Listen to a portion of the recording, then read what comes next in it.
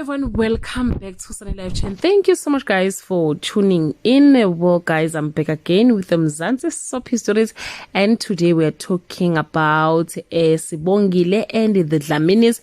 Sikhuluma ke nge-character guys kaZakes edlalwa ke uSiduduzo Thandoxolo Maphumulo.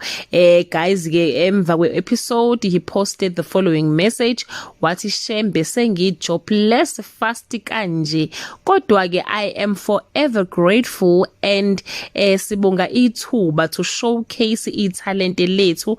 Appreciate everyone who recognize the amount of effort I put in my craft. Uthando lunye wesethi #sibonga ithuba #rhythm world Sibongile and the Dlaminis Mzansi wethu. Abantu baseke Shembe bamkhalisa ukuthi hayicha uzowuthola nje maduze mhlambe nje omunye umsebenzi so angakhali kakhulu.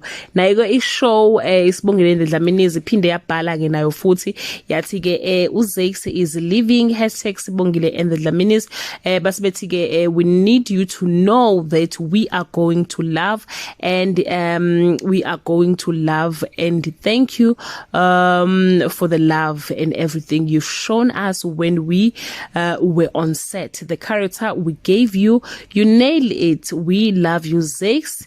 As a #Sibongile and the Dlaminis, we saw a lot of potential on you. We are going to miss you Zakes. There was a message from guys production Sibongile and the Dlaminis vials laphana ke ku Zakes. Ngempela guys he really nailed I character yakhe as much yabona mangabe usubona abantu sebecasukela I character was with that person is nailing the character because abantu they were starting to be personal manje bethi sikhathele indaba lomfana akadedela uvele hamba ekhaya. Like I saw him, I think it was yesterday when he was crying, like literally crying ethuliswa laphana go jangase kuthiwa akathule phela hayibo engasakhala uZakes guys ngathi no like he did the deed like he really made the character. So yeah man, we really enjoy craft yakhe and we wish him all the best as I career yakhe isaqhubeka.